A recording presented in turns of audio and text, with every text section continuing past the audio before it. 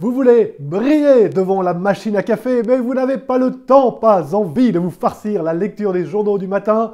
Bienvenue sur Aimons l'info, on va parler ADN, Fukushima et hippopotame millionnaire. On commence par un problème éthique. Les prédictions basées sur l'ADN d'un futur bébé n'appartiennent plus à la science-fiction.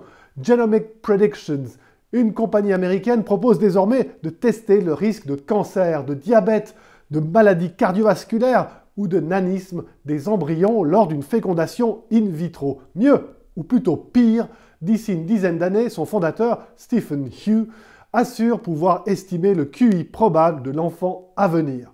De nombreux scientifiques ont toutefois mis en doute la validité d'un tel test. De la naissance, on passe à la mort.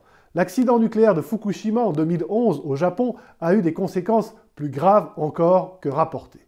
Suite à la catastrophe, le pays a en effet instauré un moratoire sur toutes les centrales nucléaires.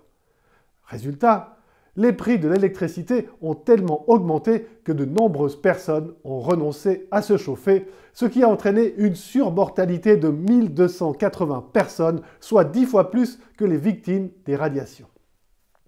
Ah, encore une chose, inutile de continuer à faire des offres.